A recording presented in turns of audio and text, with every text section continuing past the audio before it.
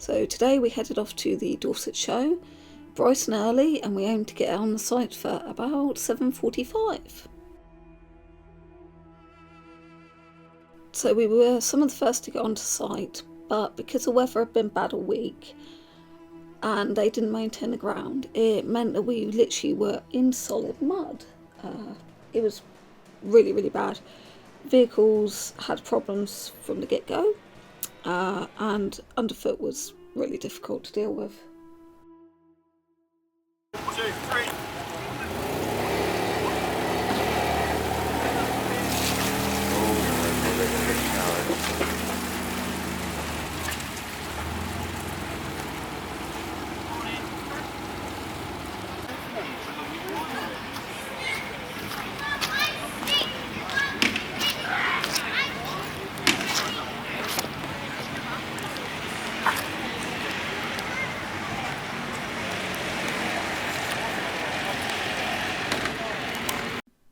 So this year, instead of having the porta cabin type toilets with hot running water and decent soap where you could sterilise your hands, they had these portaloos, which were absolutely tiny. There was not any hand washing area in them. All you had was a very weak foam that I don't even think was antibac. If you were anything bigger than a size 16, I would say, I'm a 14 to 16, and I really struggled to fit and get into this toilet. This is literally how small they are. You can stand in it, and that's it. When I went in, the first 5, they were all filthy with fecal matter and urine all over them, no hand soap, and no toilet roll. So how are food vendors keeping up their food hygiene? Really very, very difficult to use because of the tiny size, and there was nothing there for wheelchair users that you could do a side seat from. So not a good show for hand sanitation or just general using a toilet.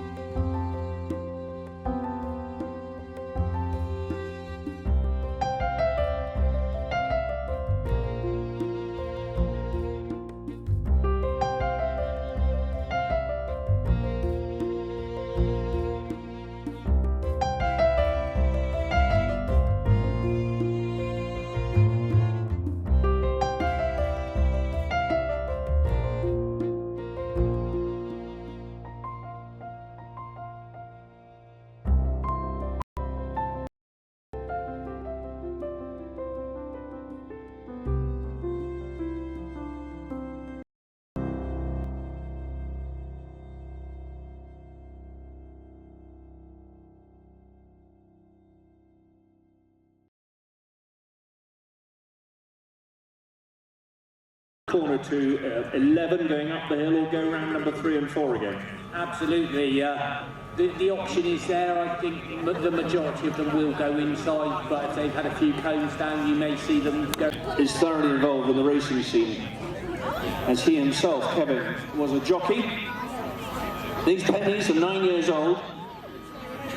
Nuts is on the left, Bolts is on the right. They're 16 years old, and they're well accustomed to being pathfinders in this, the first of our small section scurries. So our judges are ready.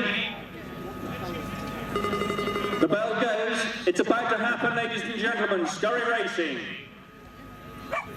Generously sponsored by Osborne Refrigeration.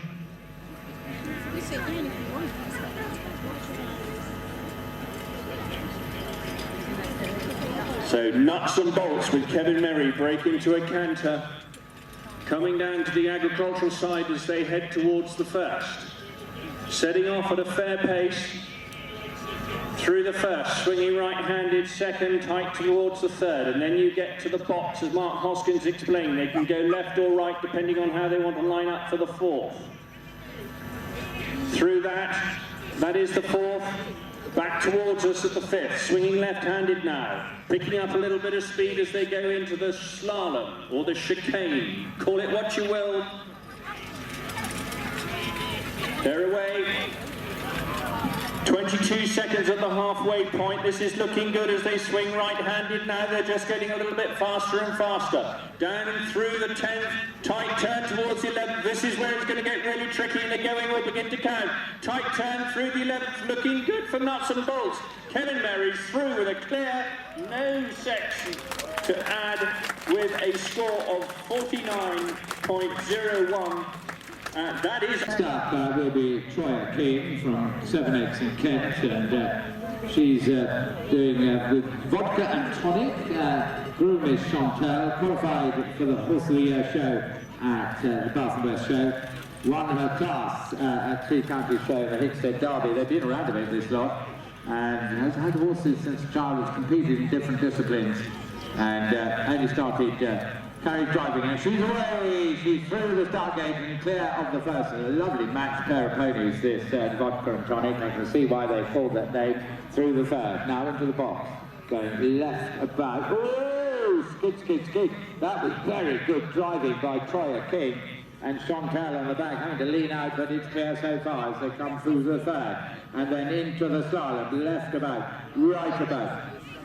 21 at halfway, so a second up on the first team to go, and they're now going up the hill. That's the 7th as they go round the corner of the northeast corner here, going over leather. Then the run towards us here, and then they will all count on the turn here. This is Troyer King, vodka and tonic, and Chantal going very nicely. Now, can they maintain their lead here? Wow, wow, wow! That was a very brave move going through at the diagonal, and no penalties. 53-12, so lost a bit of time. So 49 it is for Nuts and Bolts, and 53-12. What a good one. What a good one. Ponies are Woody and Buzz. Alison is joined by Craig, who also drives himself, so lots of experience in the driving seat here. Scurry Driver of the Year for 3 years, 19, 21 and 22 was Alison Osborne, and we welcome her back to Dorset County as she takes a flyer at the first, and she's looking good, swinging right-handed up the hill towards the grandstand view. They've all gone left around through the box, except for Alison, who's going right around. This is an interesting tactical move. It's quite tight, they have to slow right down. There's little ponies going through without a problem, swinging left-handed now towards the slalom. Alison Osborne with Woody and Buzz at 22.3 as they reach the slalom. They've got a bit of catching up to do. These little ponies beginning to extend now as they go up towards the left-hand side, right-hand side of the course, swinging left-handed. This is where the speed really begins to count as they come down now between the next two straight hazards. It's going to be quite a tight turn now as these ponies really wheel round tight towards the 11th, going uphill now towards the finish, through the 11th with nothing down to add at the moment. They're going to make it through with another clear round on a score of 52.31 seconds put them in second position. Through the year on 6 occasions, from 2008 up to 2016, runners up, and as whether that was taken off, we'll have to see our judges. We didn't see that come down, so I fear that's an adjustment. That ball must have come off. It's now 54.93 for Sally Edwards and L for Leather. And now, here we come. Gemma Millman is turning into the straight to come through the gate. Very fast she is between the slalom and the box. Been competing for 25 years ago in the Shetland Grand National. And here she goes now, Gemma Millman, a well-known name in this world, as she comes tearing up. Look at them go. These nice little ponies, Tigger and Al, going right about, as Richard says. Now, this is the favoured way to go. Takes her time there, as well she might. It's a bit skiddy up there, and it will increase that skid now down towards the slalom here. We'll get a time. 22 seconds, so slightly behind the fastest pace, but she's picking up now. Gemma Millman, the Tigger and Al going well now up the hill. Past the NFU mutual sign and towards that now. And no balls down there as they swing left-handed down the straight here. Now picking up a bit of pace. These ponies stride for stride. Nice turn by Gemma. Now she's just got a bit of way to go. Here she comes, and they're running through. But I think it's not going to be a very quick time. But it is 52.25, which would put them in second place, I think. Good effort, I'd say. That's Kent, his second year with these ponies, Rosie and Jim. And it's quite interesting to see that not many have had difficulty, despite the weather, with this course that was set by Matt, which we all thought was going to be an awful lot more tricky than it is posing. But I think the ground and the going is very forgiving, which allows them to set quite a pace, but also be very accurate. Here we go. It's Nelson King with Rosie and Jim as they head with a delightfully matched pair of little grey ponies up the hill. Not the fastest start we've seen. They two are going right through the box. It was only the first two, Nuts and Bolts and Vodka and Tonic, that went left. And you could argue that for Nuts and Bolts' sake, there was actually a good strategic move for them. These ponies now heading down towards the slalom at a time of 25. They're somewhat off the top pace here, but they're steadily making their way up around the top right-hand corner, taking the 9th and the 10th clear. It's not as fast as some of them have seen. Nelson, going for accuracy more than speed, guides these ponies through the 11th, up the hill towards the 12th, and through the finish in a clear round. A time of 57.26.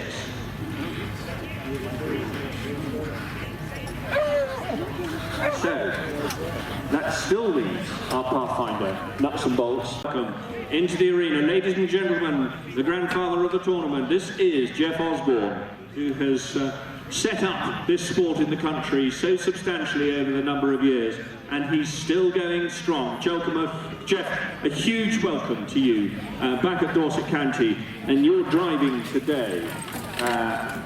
Tweet and Twitter.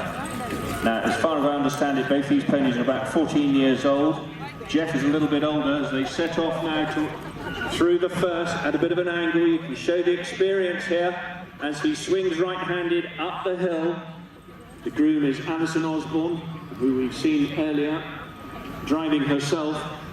These little ponies have been through that box. That was done with some style. That was really quite accomplished. Now swinging left-handed, clear so far as they start into the chicane, or the at a time of 23, so a couple of seconds to make up here. Jeff as he heads uphill towards the NFU Mutual now. Swinging left-handed with no balls dropped so far. Through the 9th, down through the 10th. This is the straight bit before they go right-handed. Jeff really putting the foot down now and swinging hard, but there's a little bit of a struggle to get around that corner, but he does it. Strings up in time to go through the 11th and the 12th clear as they fit through the finish on a score of 51.65. That's the third fastest we've seen so far. That really is.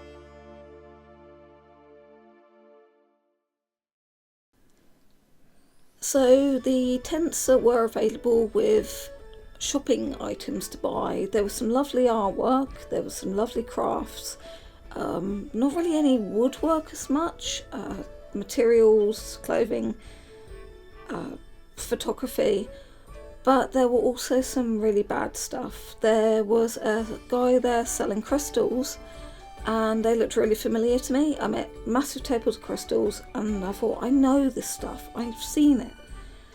And when I got home, I looked it up, and it was all from Temu.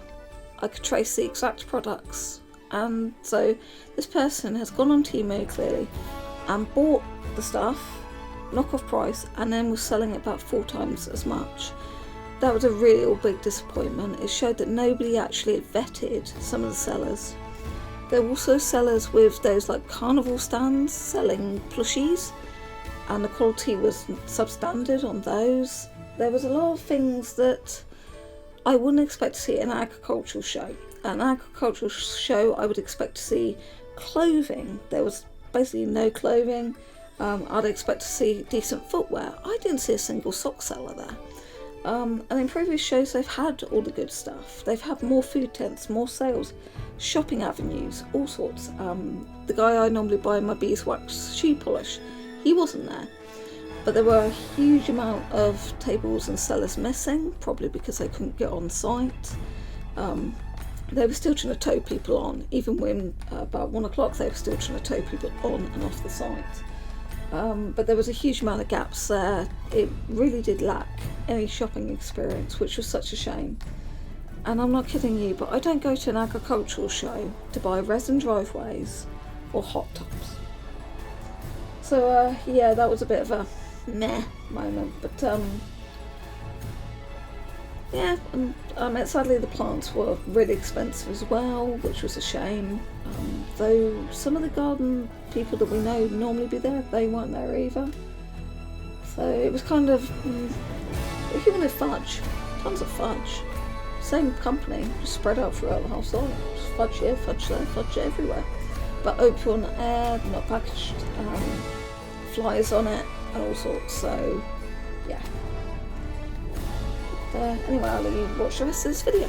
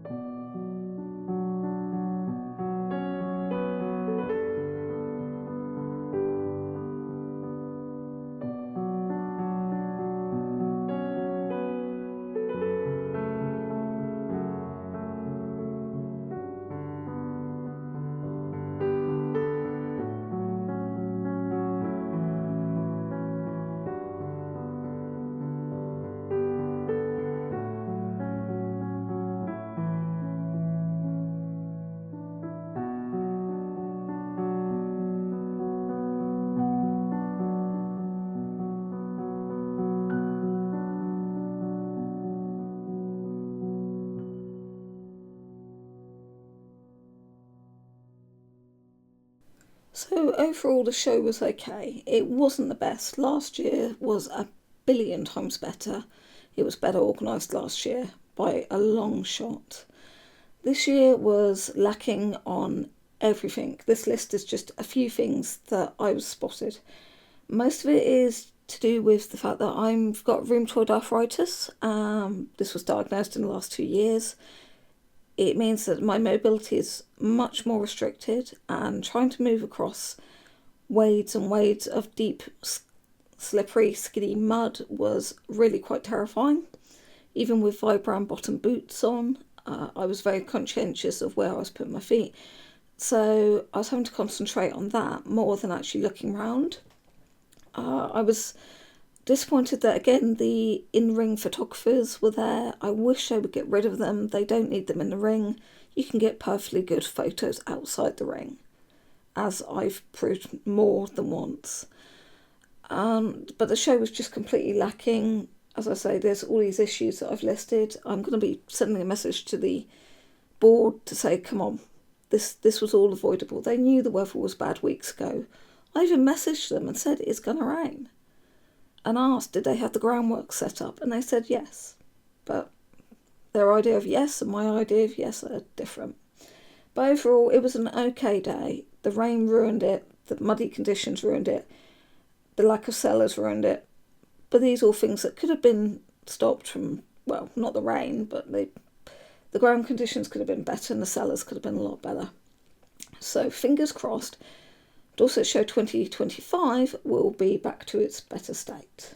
So till then, let's see what happens.